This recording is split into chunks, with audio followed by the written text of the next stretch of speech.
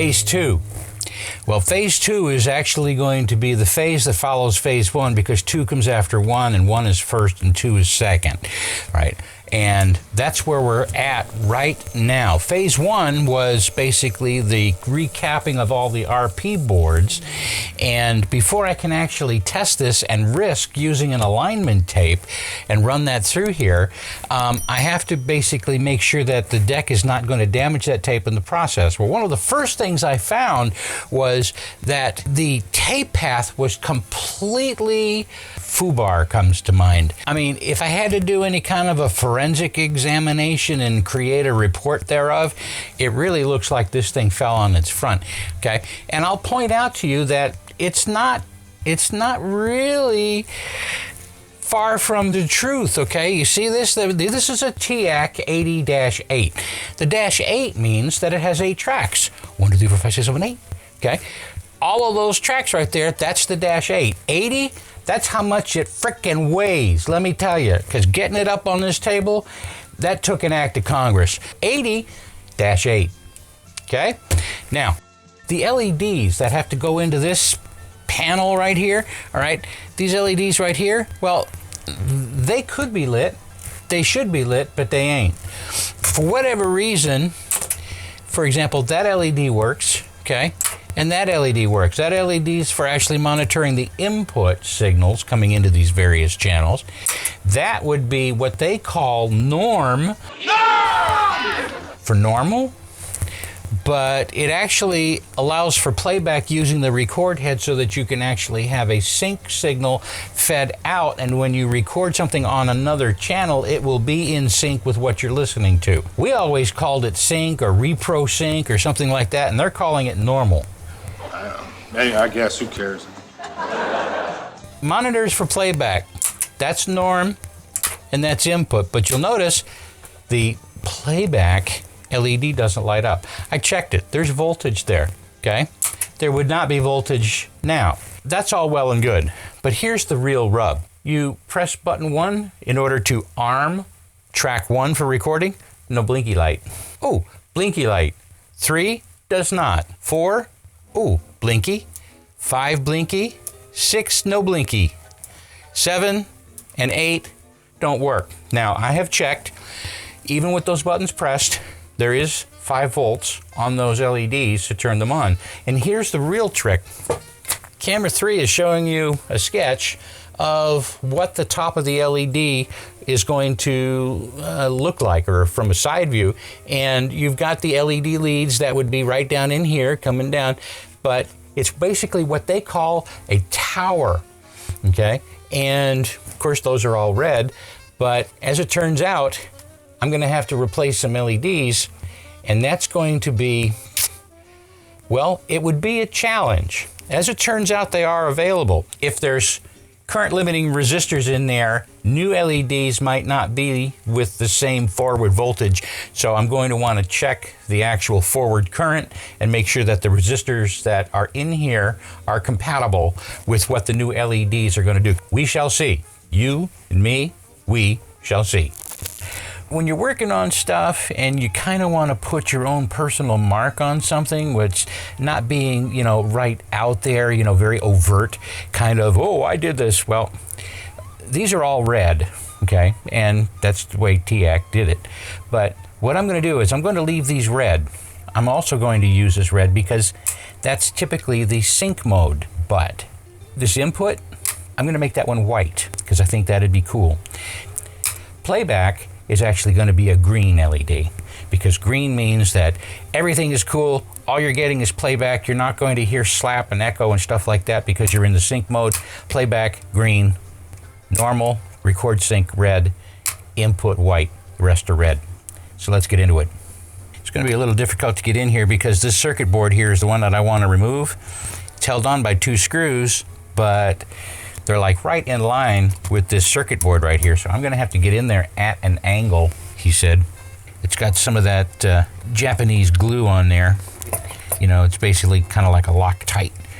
I'm left-handed. Oh, I need my left-handed screwdriver. Bingo. I know I'm probably blocking the shot on this, but the only way for me to get the torque on there. That glue is doing a great job of pissing me off. So the board doesn't actually have a round hole. It's got kind of an oval hole, and I think that's to allow for alignment, because making sure that these chimneys on this thing fit precisely. So there's going to be some slop allowed, which you probably want to be mindful of when it comes time to put this puppy all back together again and button it up.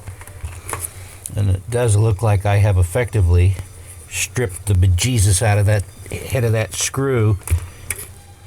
It's going to hold on to the bitter end. Okay, there's a lock washer below the head and a standard washer just below that. Just want to say that so that I've got a record of it when this thing falls out of here and I can't find all the parts anymore. I may be able to use a screwdriver now. Yeah, but it's not happy. See what I'm talking about? Okay, screw, lock washer, washer. We'll put that in a safe place. Where would that be? I'm going to try to use both the needle nose and the screwdriver. Maybe get a little bit more torque on this and not strip the head so badly.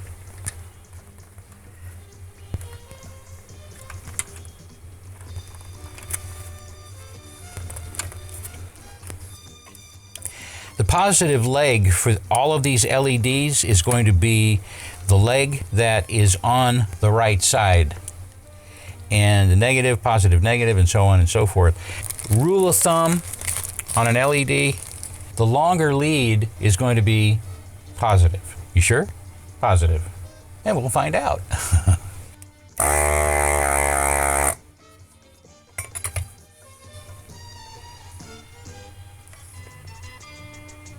That's 6 volts. And what? 20 milliamps? I'm suggesting that the longer lead is positive with the same resistor.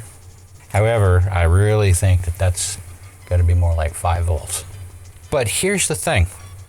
When I put the new LED in here, I need the new LED to be the right distance and the right height, see?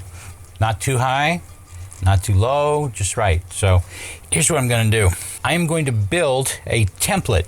And what I'm going to do is I'm just going to sort of cut a corner out of this thing just like a letter L, and I'm going to cut it to actual length. I'm going to be able to use this, set the LED in place, set the height based on the template, and then just solder it in place. And that way they'll all be the same height, just like they're supposed to be, and of a color of my choosing.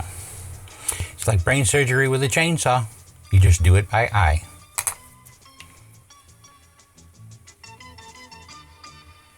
Now we'll get the first one in here. I'm just going to go ahead and tack one lead of this sort of close to where it's supposed to be. Then I'll use the jig, warm up the solder, make the adjustment, and let it cool. Or possibly get it right the first time.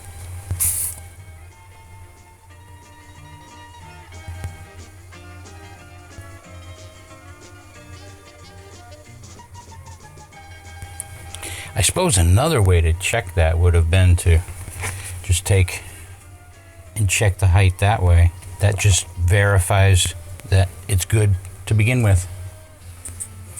So now, with this jig, I'm just going to go ahead and shotgun all of these in here.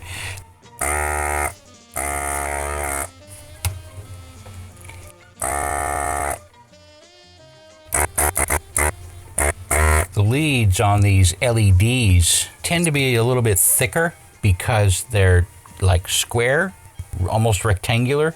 So they've got corners on them that don't quite fit inside the desoldering tip. Let's change this up just a little bit. What I'm going to do is put a bead of solder on here, but not close up the hole. Just circle it a little bit. Maybe I'll do it on this side. Okay, but just sort of circle it with a little bit of solder. Then, holding the LED in place with the jig, then just hit it with a little bit of solder. It'll flow onto the LED, hold it in place. I'll get the other side done.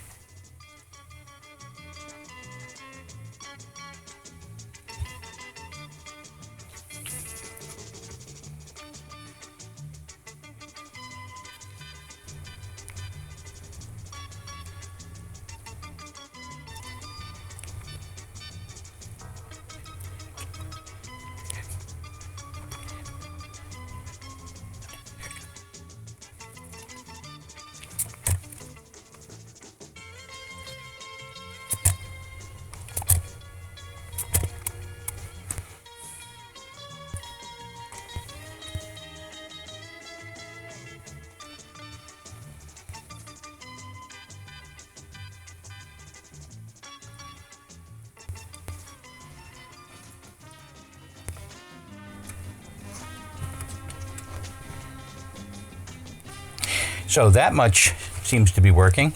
I noticed that the LEDs themselves, as I poke through, there's kind of a little bit, off center and something like that. But that can be tweaked, and I'm going to worry about that once I get the discussion ready to go back on. So now I get to put this board back in. I want to be careful because these wires are not happy about being jerked around. Now comes the fun part, getting these screws that were so hard to get out of there in the first place back in there.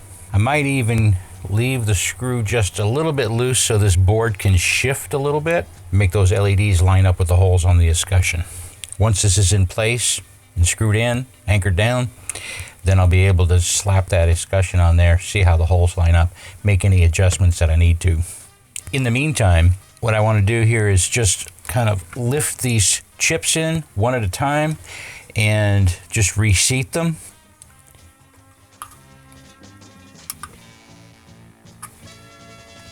And then just send them home. I like to hear them snap into place.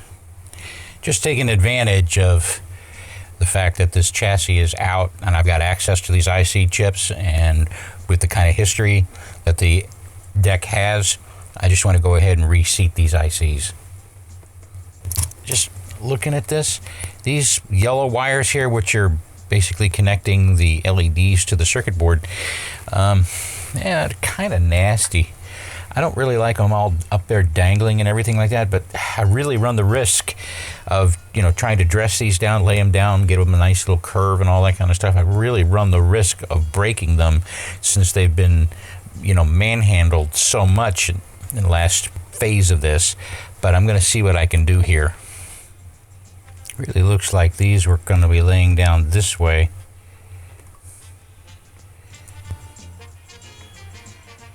And this one is going to lay down that way.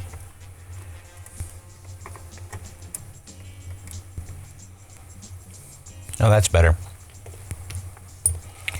And just inspecting it, making sure that all the wires, see, right there. That wire's broken. That's why I always check. It's also why I always keep my iron hot.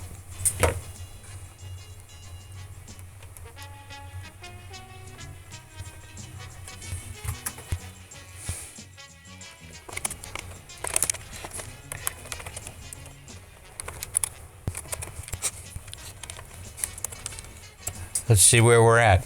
I'm going to go ahead and fire it up. I'm leaving the RP card for channel 1 out because of that MOSFET transistor issue. I have bagged all of the connectors inside so they are not capable of touching anything. So I should have the green LED. Hello. Red LED, very bright. White LED, even brighter. Input mode, and then these should all be blinking.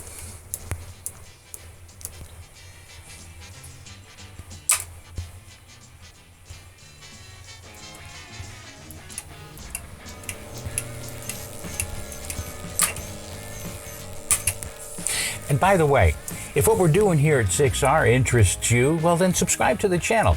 It lets the gods of YouTube know that we're doing something of interest to somebody. And if I've missed something or you thought of something I didn't, you can let us know in the comments. Give us a thumbs up, and thank you for supporting us on Patreon and for your time this time. Till next time, be well.